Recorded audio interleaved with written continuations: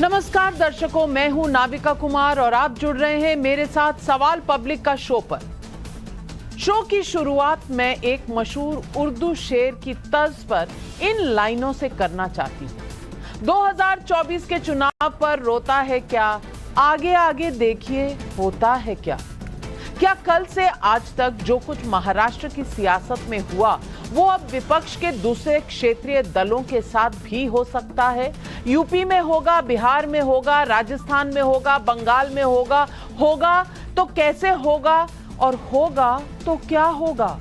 मतलब क्या शरद पवार के बाद नीतीश कुमार, अखिलेश यादव और यहां तक कि ममता बनर्जी के कैंप से भी भगदड़ मच सकती है? मैं ये सवाल अपने मन से नहीं उठा रही हूं, बल्कि राजनीतिक बयानबाजियों के आधार पर उठा रही हूं। ये बयानबाजियां क्यों और किसने शुरू की हैं, ये आगे बताऊंगी। लेकिन सवाल पब्लिक का है कि क्या 2024 से पहले नरेंद्र मोदी की लहर है, इसी से विपक्ष में एक के बाद एक भगदड़ है, या ईडी और सीबीआई तोड़फोड़ के पीछे है? जीवन भर राजनीतिक दांवपेच के लिए जाने गए एनसीपी अध्यक्ष शरद पवार आज भतीजे अजीत पवार की बगावत के बावजूद पार्टी की छिटक गई गोटियां नहीं सेट कर रहे थे, बल्कि मुंबई से दूर सतारा में पब्लिक के बीच समर्थन हासिल करने का दम भर रहे थे। अब याद कीजिए 26 नवंबर 2019 की तारीख, मुंबई की ट्राइडेंट होटल में महाराष्ट्र विकास अघाड़ी की नींव पड़ी थी। शरद पवार ने तब अजीत पवार की बगावत की हवा निकाल दी थी। लेकिन आज सीन उल्टा है। बीजेपी के सूत्रों का दावा है कि 48 के 48 आने वाले हैं, नहीं तो 40 तो आएंगे ही, यानी कि 48 लोकसभा की सीट और इस वक्त जेब में 40 एमएलए का सपोर्ट बताया जा रहा है। तो आज सवाल पब्लिक का है कि क्या शरद पवार के साथ आज हुए राजनीतिक खेल ने विपक्ष की महागठबंधन की उम्मीदों को भी झटका दे दिया है? क्या बेंगलुरु में विपक्षी एकता की नहीं बल्कि विपक्ष की क्राइसिस मैनेजमेंट की बैठक होगी? पवार की पार्टी झांकी, अखिलेश, ममता, नीतीश बाकी? यही है आज सवाल पब्लिक का।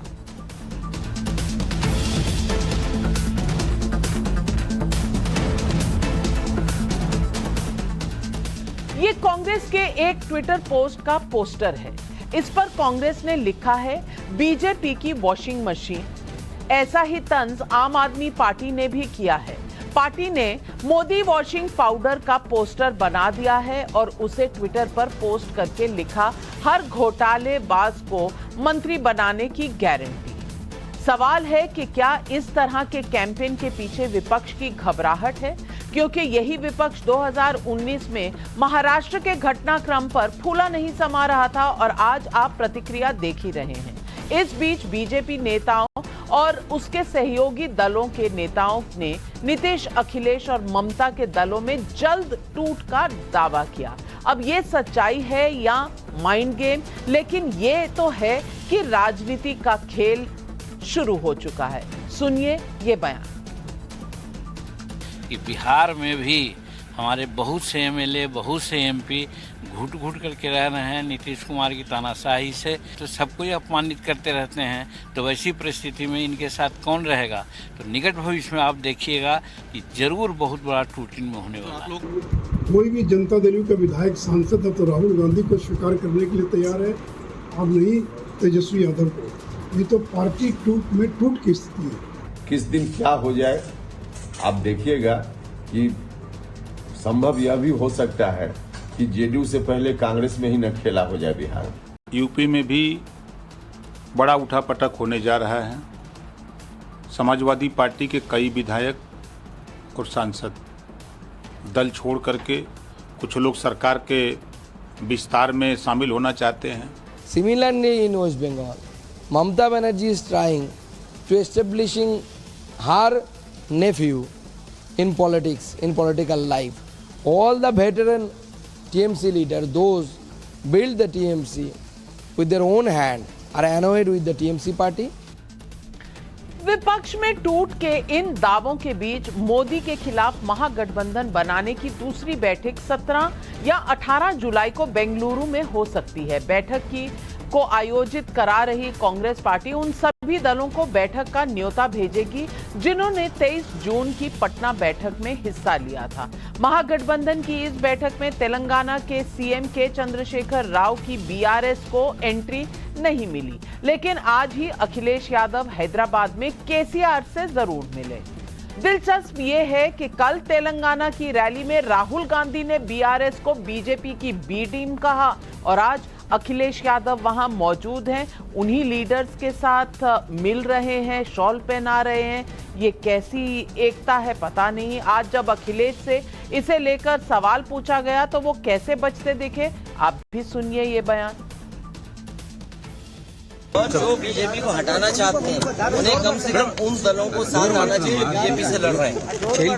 बीजेपी का जो मुकाबला कर रहे हैं उनको सबको साथ लाने का ही कोशिश लगातार रही है और होती रहेगी। कांग्रेस और बीआरएस अगर साथ नहीं आ रही है, उन्हें साथ कर दिया, तब ऐसे में फिर आप लोग कैसे? बीआरएस ही तो लड़ रही है बीजेपी से, लेकिन फिर कांग्रेस भी तो वही कह रही है बीआरएस नहीं लड़ेंगे तो हम नहीं लड़ रहे क्या बीजेपी से? कांग्रेस हमसे लड़ेगी क्या? लेकिन आपको समझना चाहिए कांग्रेस हमसे लड़ेगी क्या? आपने सुना, अखिलेश ने बीआरएस कांग्रेस की तनातनी के बीच विपक्ष के महागठबंधन के मुश्किल सवाल को टाल ही दिया, लेकिन बिहार के मुख्यमंत्री नीतीश कुमार के ऊपर लिखी गई किताब का लोकार्पण करने आए आरजेडी अध्यक्ष लालू प्रसाद यादव ने बिहार से बीजेपी के साफ होने का दावा कर दिया। लेकिन ये ब्रेकिंग न्यूज चल ही रही थी कि तब तक लालू राबड़ी के साथ तेजस्वी यादव का नाम भी सीबीआई की चार्जशीट में आ गया। मामला लैंड फॉर जॉब स्कैम से जुड़ा है। खैर, आप सुनिए लालू जी का ये बयान। वहाँ महाराष्ट्र के बाद देखा हमने कि बिहार पर बाजी मैंने बिहार को अब हम लोग तोड़ेंगे। बिहार उड़ती चिड़िया को हरली लगाता है, तुम क्या छोड़ोगे बिहार को? और बिहार से ही इनका सफाया होगा। तो आज सवाल पब्लिक का है, क्या मोदी फैक्टर से विपक्ष में भगदड़ मचेगी? शरद पवार के बाद अखिलेश, ममता, नीतीश की पार्टियों में टूट हो सकती है क्या? महागठबंधन के लिए बैठक सिर्फ दिखावा है? क्या अखिलेश जैसे नेता कांग्रेस के खिलाफ ही कोई खिचड़ी पका रहे हैं? सवाल नंबर 3, बीजेपी का 300 प्लस का टारगेट है। ऐसे में विपक्ष के संकट के बावजूद मोदी को हराने के लालू के दावे में कितना दम है? यही है आज सवाल पब्लिक का। और इन सवालों के जवाब देने के लिए हमारे साथ जुड़ रहे हैं जीवीएल नरसिम्हा राव, बीजेपी के सांसद हैं राज्यसभा के और प्रवक्ता भी हैं। अनुराग भदौरिया समाजवादी पार्टी के प्रवक्ता हैं। मृत्युंजय तिवारी आरजेडी के प्रवक्ता हैं। हर्षवर्धन त्रिपाठी वरिष्ठ पत्रकार हैं। लेकिन मेरे साथ स्टूडियो में आज तहसीन पूनावाला, कांग्रेस के सपोर्टर कहूं, कांग्रेस के नेता कहूं, क्योंकि कल आपने वॉशिंग मशीन की बात की थी, आज ट्विटर पर वॉशिंग मशीन आ गई है कांग्रेस के प्रहार में। मैं पूछना चाहती हूं, आप जो कह रहे हैं चाहे जितनी भी सही हो, लेकिन इशू तो यह है कि क्या आप अपनी पार्टियों को बचाकर रख पाएंगे? सवाल सिर्फ इतना ही है कि शरद पवार जी चाहे जितना मर्जी कह लें कि ये ईडी सीबीआई का प्रेशर है, लेकिन बात आज ये उठ रही है कि क्या अपनी पार्टी पर शरद पवार का कंट्रोल चला गया? क्या देश के अन्य हिस्सों में भी यही होने जा रहा है? तहसीन पूनावाला, और अगर ऐसा हुआ तो फिर कैसी एकता और कैसा विपक्ष? दो चीज़ नाविका जी, आपके साथ शिरकत करने का मौका मिल रहा है, इसलिए मैं आपका बहुत बहुत शुक्रगुजार हूँ। दो चीज़, एक, ये सवाल कभी भी माननीय प्रधानमंत्री जी या माननीय गृह मंत्री से नहीं पूछा जाता जब कर्नाटका में उनके दिग्गज नेता जैसे शेट्टर जी, जैसे लक्ष्मी सावड़ी जी, वे कांग्रेस में आते या अन्य दलों में जाते, सपा के अंदर काफ़ी नेता है, तो ये सवाल भाजपा से नहीं पूछा जाता। कोई बात नहीं, भाजपा से हम नहीं पूछेंगे। सवाल ये नहीं है कि विपक्ष की एकता कैसी होगी। 90% केसेस में प्रॉब्लम सॉल्व है, भाजपा को हराना है, 270 पार करना और विपक्ष पार करेगी, 270 प्लस हो गए विपक्ष। भाजपा 2024 में दोबारा सरकार में हुकूमत में नहीं आएगी। सवाल यह है कि देश की एकता को कैसे बनाए रखे। जो मणिपुर में हो रहा है, जो बॉर्डरों में 2 स्टेट के बीच में गोलीबारी चल रही है, जो नफरत फैल रही है, और जो संविधान को बचाना है, जो ईडी सीबीआई को कंट्रोल में लाना है, जिस तरह से वो भाजपा की प्राइवेट एजेंसीज की तरह काम कर रही है। इसलिए इस मुद्दे पर देश की जनता एक है, ये तय कर दिए कि 2024 में भाजपा को हराना है। और मैं आपसे कह रहा हूं, विपक्ष की सरकार आ रही है। अब विपक्ष की सरकार मध्य प्रदेश, राजस्थान, छत्तीसगढ़ और तेलंगाना में आ रही है और इसके बाद केंद्र में आ रही है। तो चुनाव कराने जरूरी है या आपने तय ही कर लिया है कि सब आ रहे हैं तो चुनाव पे इतना पैसा क्यों खर्चा किया जाए देश का? तहसीन पूनावाला, मैं भी इस बात को मानता हूं कि चुनाव क्यों कराया जाए, क्योंकि सरकार, क्योंकि जीते कोई भी, सरकार बनाना चाहते भाजपा। मैं भी इस बात को मानता हूं। इसलिए भाजपा के इस हरकत को बंद करने के लिए 2024 में जनता इनको बाय बाय करेगी। कौन था? जीवीएल नरसिम्हा राव, इन्हें बता दीजिए। और जो सबसे बड़ा प्रहार विपक्ष का आपके ऊपर है कि आपकी एक वॉशिंग मशीन है, इस पर भी आज भाजपा को कहीं ना कहीं अपना एक्सप्लेनेशन देना चाहिए। क्या नाविका जी, आपको, दर्शकों को और पैनल में सभी को नमस्कार। क्या जीता किसने महाराष्ट्र चुनाव को? मैंडेट को, जनादेश को चुराने वाले कौन थे? क्या राहुल गांधी नहीं थे? क्या राहुल गांधी, कांग्रेस पार्टी को जनादेश मिला था, एनसीपी को जनादेश मिला था अभी 2019 के विधानसभा चुनाव में? भाजपा और शिवसेना को मोदी जी के नाम पर 161 सीट मिले थे। 288 सीटों वाली विधानसभा में 161 सीट मिले थे, 42% वोट शेयर मिला था।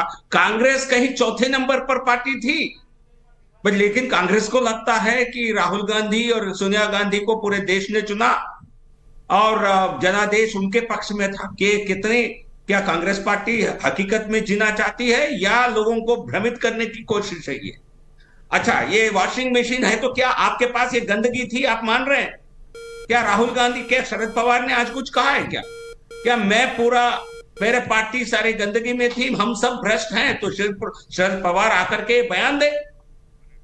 नहीं, आप राजनीतिक आरोप लगाएंगे। यदि आपके पार्टी से ये लोगों, आपको लगता है ये वॉशिंग मशीन में धुलकर साफ आ रहे हैं, तो आप खुद ही क्यों इस भ्रष्ट लोगों के खिलाफ एक्शन नहीं लिए थे? अरे पर मतलब उनके साथ, उनको उप मुख्यमंत्री बनाना, शिवसेना के साथ आपके लिए बहुत साफ सुथरी राजनीति थी। वो भाजपा में आ गए, यहां उप मुख्यमंत्री बन गए, तो आपके लिए खुद ये धूमिल हो गए। अरे हमने कब आरोप लगाया था? जवाब दे, आपने तो लगाया था। कांग्रेस पार्टी कहे। जीवीएल नरसिम्हा राव, ये बात तो तय है कि आपने आरोप लगाया था अजीत पवार पे कि वो भ्रष्ट हैं और चक्की पिसाएंगे। आपने आरोप लगाया था और सारे केंद्र की जितनी भी एजेंसियां हैं उनके साथ काम कर रही, तो कहीं ना कहीं आपके दिल में भी तो ये था ना कि कहीं भ्रष्टाचार का कोई ना कोई दाग है जिसके खिलाफ इन्वेस्टिगेशन हो रही थी। तो आज ये आरोप नहीं है क्या? ये धुल चुके हैं? सवाल ये जनता भी पूछ रही है। नहीं नाविका जी, कौन से केस हटाए गए? कौन सा केस चल रहा था, कौन सा हटा दिया गया? क्या शरद पवार उस पार्टी के मुखिया के नाते, क्या सर्वे सर्वा के नाम पर, क्या शरद पवार, क्या वो खुद ही कह रहे हैं कि मेरे पार्टी में बाकी भ्रष्ट है, मैं खुद साफ हूं? आरोप जब पूरे पार्टी के कमान शरद पवार के हाथ में है, क्या भ्रष्टाचार का जिम्मेदार क्या शरद पवार नहीं है? ये उनके परिवार नहीं है? जब उनके बेटी और पूरे परिवारवाद, नाविका जी, ये परिवारवाद का कांग्रेस में, एनसीपी में परिवारवाद का, शिवसेना में परिवारवाद का ये आज जो नतीजा है, क्योंकि घुटन सी महसूस कर रहे हैं लोग। अजीत पवार कहां से आए? वे परिवार का हिस्सा नहीं है। शरद पवार, माननीय सांसद जी, अजीत पवार भी उस परिवार का हिस्सा है। की बेटी को शरद पवार, देखिए ये अंतर्युद्ध है। आप भी चक्की पिसाने वाले थे ना अजीत पवार को। मैंने बीच में नहीं बोला। नहीं, बट माननीय सांसद इस सवाल का जवाब दे दीजिए। Sorry, 10 second. आपने कहा था अजीत पवार को चक्की पिसाएंगे, बस इस पर आप उत्तर दीजिए। शरद पवार खराब है, सुप्रिया सुले खराब है, वो छोड़ दीजिए। आप चक्की पिसाने वाले थे। हमने कहा सभी परिवारवादी पार्टियों का, सभी का कहा नहीं, आपने अजीत पवार का कहा। हमने नहीं कहा। किसने कहा? देवेंद्र फडणवीस ने कहा होगा कि हर परिवारवाद के भ्रष्टाचार करने वाले राहुल गांधी समेत शरद पवार समेत सबको खटखरे में खड़ा करेंगे।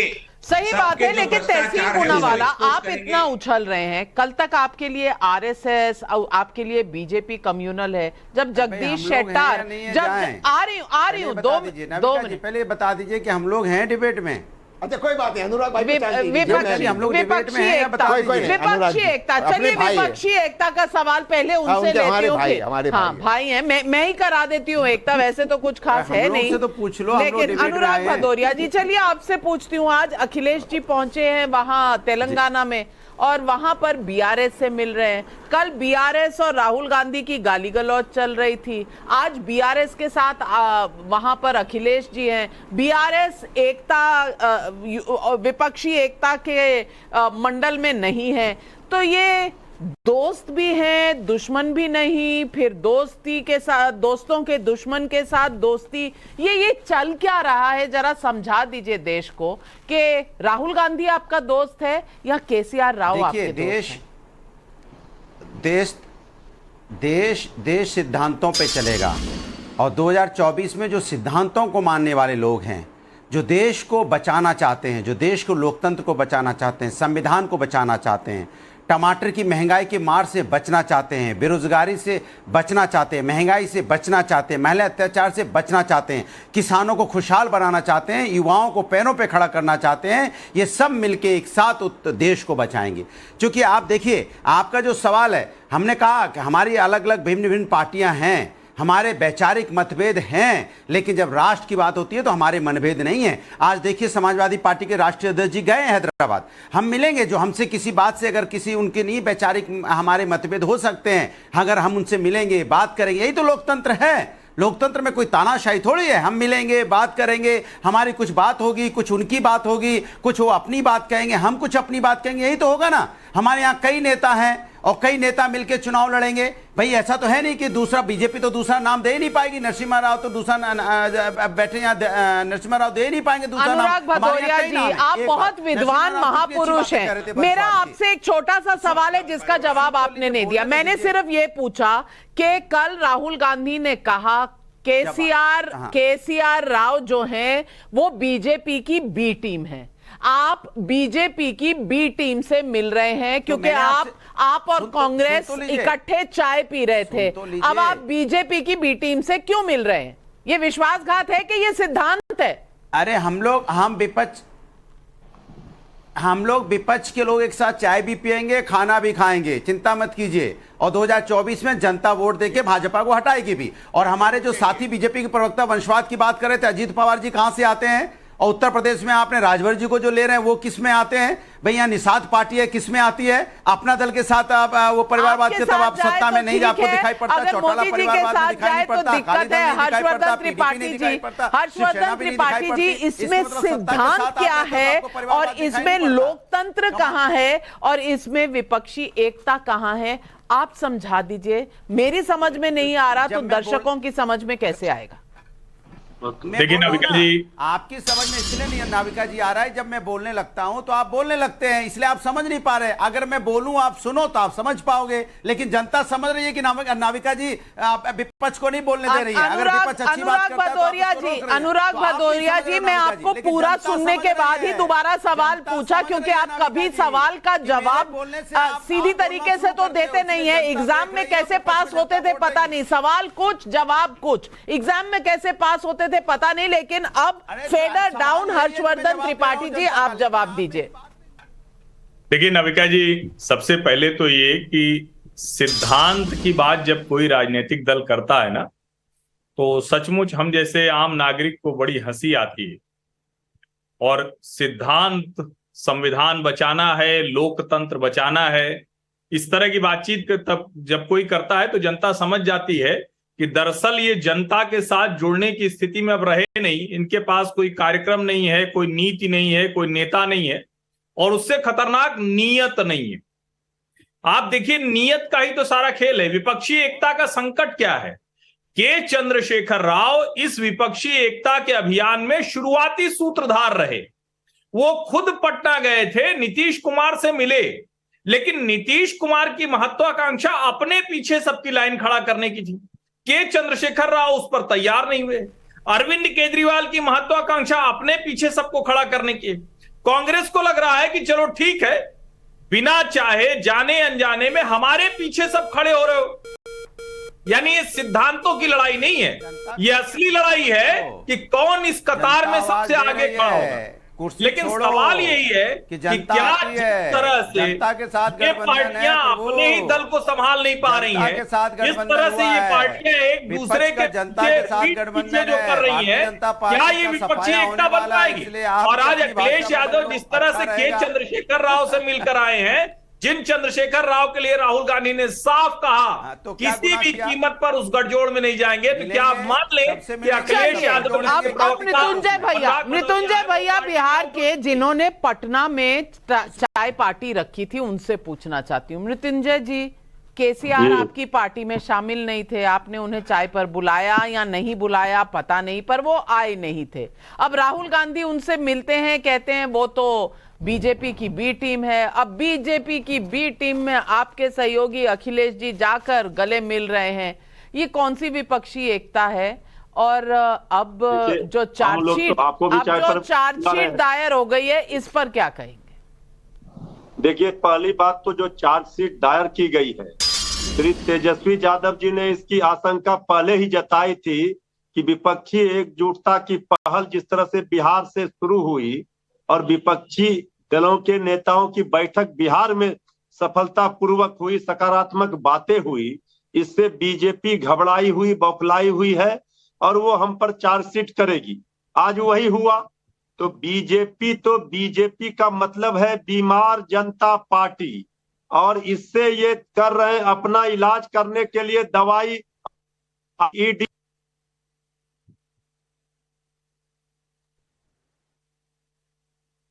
ये स्वस्थ नहीं हो जाएंगे, ओवरडोज हो रहा है दवाई का। अब ये जांच एजेंसियों का जो दुरुपयोग हो रहा है, इसको जनता अब समझ चुकी है। अब आप चार्जशीट कर रहे, तेजस्वी यादव जी रेल मंत्री नहीं थे, तेजस्वी यादव जी उस समय बालिग नहीं थे। अब देखिए क्या बीजेपी का खेल है। यही जांच एजेंसियां महाराष्ट्र जाती अगर ये सारे भ्रष्टाचारी बीजेपी के साथ यारी नहीं करते।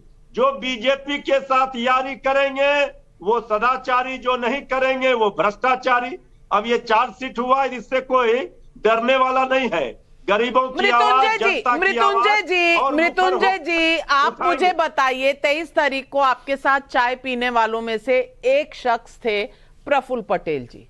अब प्रफुल्ल पटेल जी आपके साथ बैठ के चाय पिए तो भ्रष्टाचारी नहीं है, वो बीजेपी के साथ बैठकर चाय पिए तो भ्रष्टाचारी हो जाते हैं। ये कौन सा खेला है, ये समझा दीजिए देश को।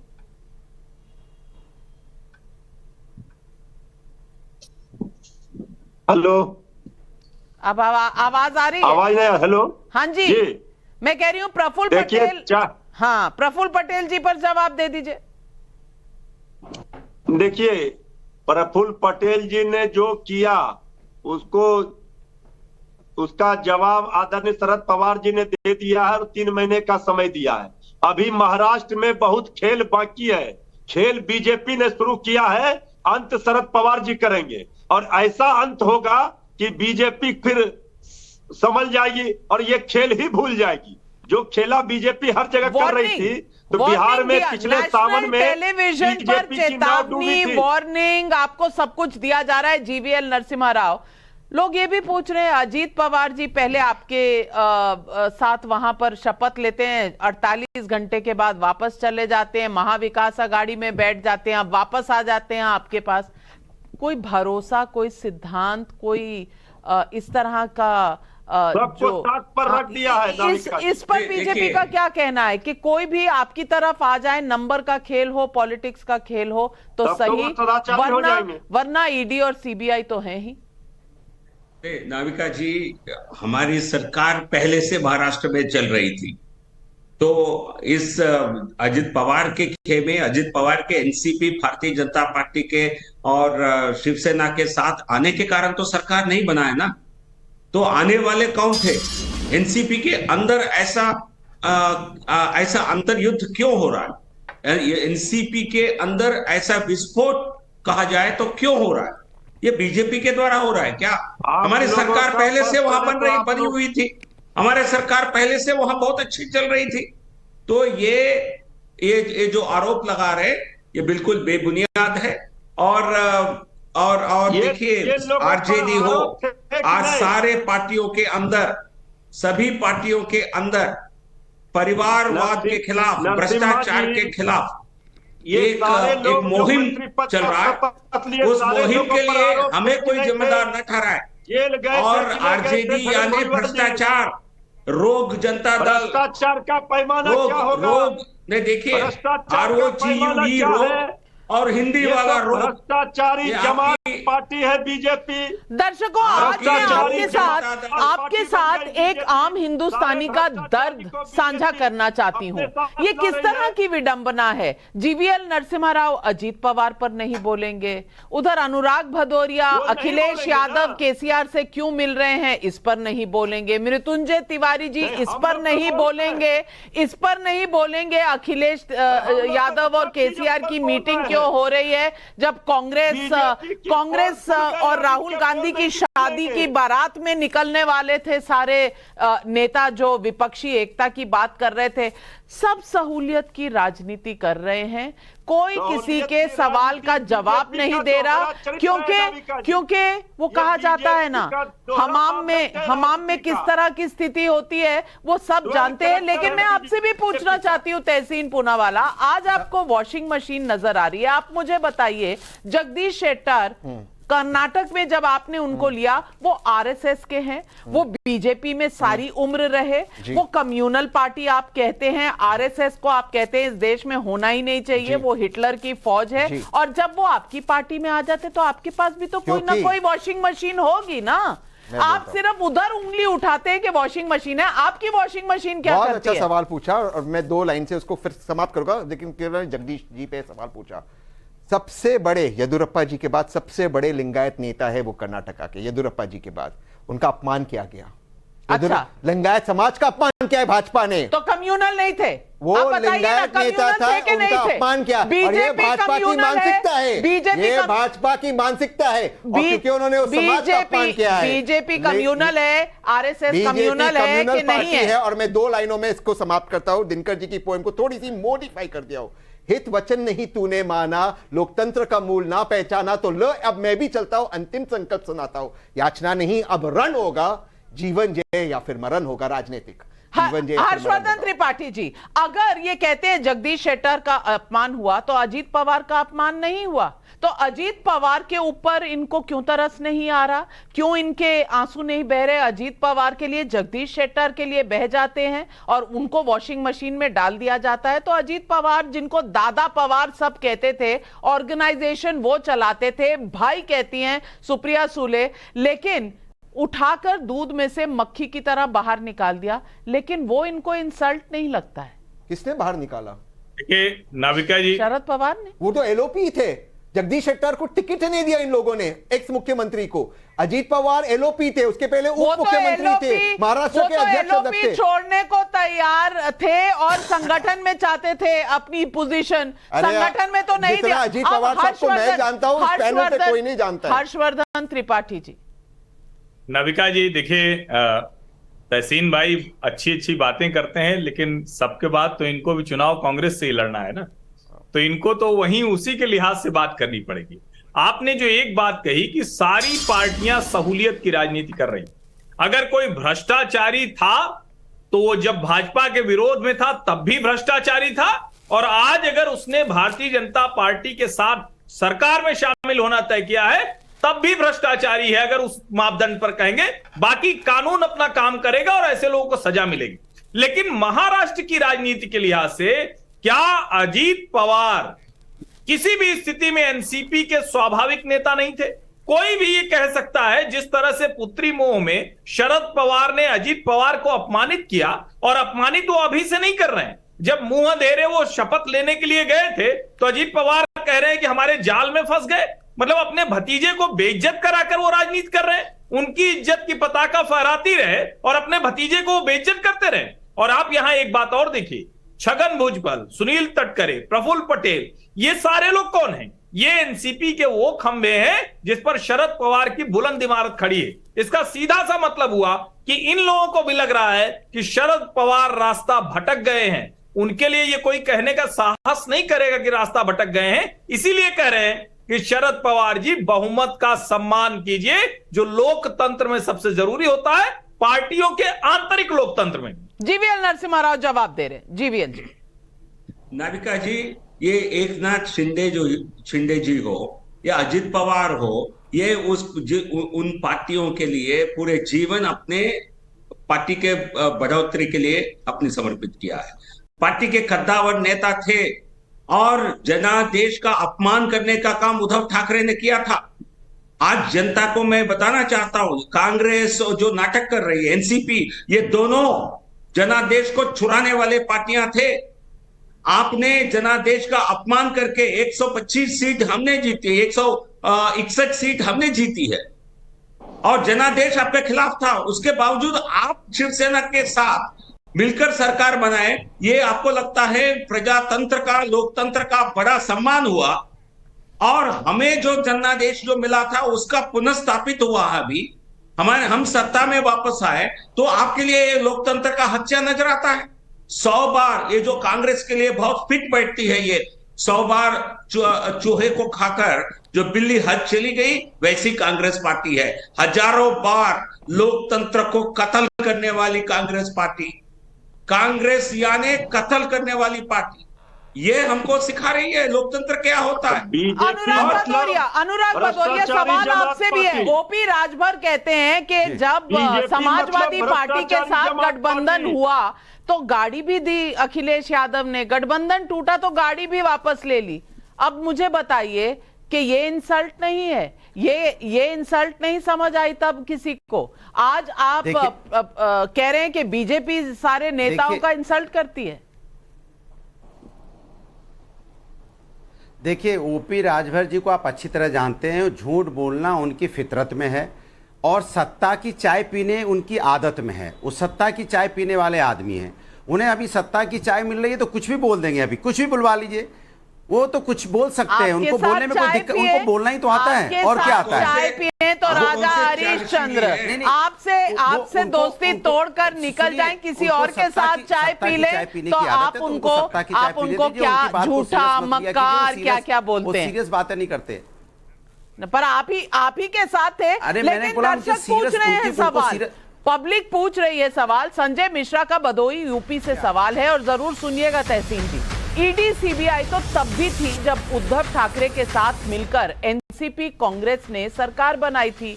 तब तो ना शिवसेना के नेता डरे, ना एनसीपी के और ना ही कांग्रेस के। तो अब क्या हो गया? अब क्यों कह रहे हैं कि ईडी सीबीआई से डर गए? ने केसेस तभी शुरू किए थे जो माननीय उद्धव ठाकरे और आदित्य ठाकरे पर जो इन्वेस्टिगेशन शुरू हुई जब सरकार बनी। लेकिन अजीत पवार पर तो पहले से चल रहे थे। हाँ, तो यही तो डील है, अजीत पवार पे पहले चल रहे थे जब वो तो फिर वो क्यों छोड़कर चले गए देवेंद्र फडणवीस का साथ? क्यों आपके साथ चले गए? क्योंकि अब पता चल गया कि इनकी हिपोक्रेसी फेल हो गई। इसके बाद ईडी की रेड हुई अजीत पवार पर। लॉजिक नहीं है। मैं बता, जब केस लग चुका था तो रहना चाहिए था उनको बीजेपी के साथ, क्यों छोड़कर चले गए? मैं आपको समझाता हूं। जब ये वापस आ गए यूपीए में, एमबीए में, तब इनके फैक्ट्रीज पे रेड हुए, इनकी 3 फैक्ट्री सील हुई। मैं बता रहा हूं ये बात, और अब वापस गए हैं। ये प्रफुल्ल पटेल पर केस कब रजिस्टर हुआ? और बात कर रहे हो दिलीप वलसे पाटिल की, मैं बता रहा हूं ये जब सरकार टूटी, होम मिनिस्टर कौन थे? दिलीप वलसे पाटिल। आप बताओ नाविका जी, होम मिनिस्टर को नहीं पता कि 15 विधायक मिनिस्टर महाराष्ट्र से जा रहे गुजरात? डीजीपी इंटेलिजेंस क्या कर रहा था? उनको बताया नहीं? ये दिलीप वलसे पाटिल वही गृह मंत्रालय में बैठे हुए थे। ये बात तो मैं पहले से कह रहा हूं।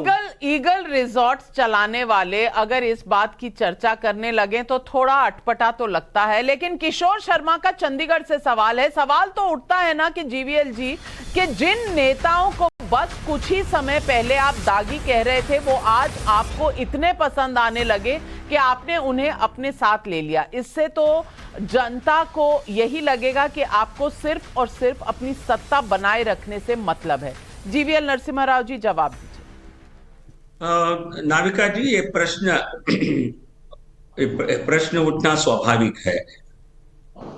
ये हमने अपने पार्टी में शामिल नहीं किया। उस पार्टी के अंदर एक तरह से फूट हुआ है, पार्टी टूटा है। वे पार्टी के ये देखिए, बनवा दिया बीच में कौन बोल रहे हैं? नहीं, सवाल सही उठा रहे हैं आज अनुराग जी। अनुराग भदौरिया जी कह रहे हैं आपने पार्टी में शामिल किया, पर सत्ता में तो शामिल कर लिया है ना। हमने हमारे आप बोल दो कि हम शामिल नहीं है इसमें। हाँ, अनुराग जी जवाब दे रहे हैं। अनुराग जी जवाब दे रहे हैं। अनुराग जी, मेरे पास समय कम है, जवाब दे रहे हैं। जीवीएल नरसिम्हा राव जी पार्टी में चाहे ना शामिल हुए हो, लेकिन सत्ता में शामिल हो गए, तो आपको सत्ता में जो आपके साथ शामिल है उसके कैरेक्टर पर भी तो ध्यान रखना पड़ेगा। नहीं नाविका जी, जो प्रश्न जनता ने पूछा है तो बहुत ही वाकिफ सवाल है, बट लेकिन दूसरे पार्टियों में नेता कौन होता है, उस पार्टी के विधायक किसको चुनते हैं, इसका निर्णय हम नहीं कर सकते हैं। ये स्वाभाविक रूप से यदि कोई उस पार्टी में कोई पार्टी में कौन किसको चुन रहा है ये बात नहीं है। जीवीएल नरसिम्हा राव ये आपके साथ सत्ता में डेप्यूटी चीफ मिनिस्टर की पोस्ट पे हैं। आप उन्हें दूसरी पार्टी का मत समझिए, आपकी सरकार का हिस्सा है। इस पर क्या जवाब है आपका? नहीं, हिस्सा है बट लेकिन वो पार्टी के हमारे पार्टी के नहीं है। ऐसा कोई आपने जैसा कहा कि पहले भी हमको छोड़कर गए थे, उस पर कोई केस तो हमने नहीं ठोका। बगल में जो केस यदि उनके ऊपर कोई केस है उसका स्वाभाविक रूप से उस पर वो केस कायम रहेंगे, उस पर कोई किसी प्रकार की छूट किसी को नहीं मिलेगी। ये कोई छूट नहीं है। वो तो समय बताएगा। और भी सवाल है पुष्पक जोशी का इंदौर से। तहसीन जी कह रहे हैं कि जीते कोई भी सरकार तो बीजेपी ही बना लेती है, तो जब राजस्थान में बीएसपी के 6 विधायक अपनी कांग्रेस पार्टी में मिलाए थे तो वो चोरी थी या डकैती? इसका भी जवाब देना पड़ेगा। मीना ध्यानी का गाजियाबाद से सवाल है, मतलब एनसीपी ये मान रही है कि उनकी पार्टी में भ्रष्टाचारी थे जो अब बीजेपी की वॉशिंग मशीन में धुल गए। ये सवाल सब पूछ रहे हैं आज, लेकिन समय कम है। लोग सुन चुके हैं आपके सवालों का जवाब। लेकिन 2024 के चुनाव के पहले राजनीतिक दलों और नेताओं की रीपोजिशनिंग शुरू हो गई है। नैतिकता की बहस में जाए बिना, मैं सिर्फ इतना कहती हूं, और नैतिकता की बहस में जाए बिना इसीलिए कह रही हूं क्योंकि नैतिकता तो कहीं भी नजर नहीं आ रही। इस खेमे में देखो या उस खेमे में देखो, लेकिन मैं सिर्फ इतना कहूंगी कि ये 2024 के चुनाव का ट्रेलर है। विपक्षी एकता का नारा जितना बड़ा दिखता है उतना है नहीं, क्योंकि नरेंद्र मोदी का फैक्टर विपक्ष के कई नेताओं को नए सिरे से सोचने पर मजबूर कर रहा है। महाराष्ट्र के घटनाक्रम को इसी नजरिए से देखा जाना चाहिए। और बेंगलुरु में जुलाई 17-18 को क्या होगा, पिक्चर अभी बाकी है मेरे दोस्त, जरूर देखिएगा। आज बस इतना ही।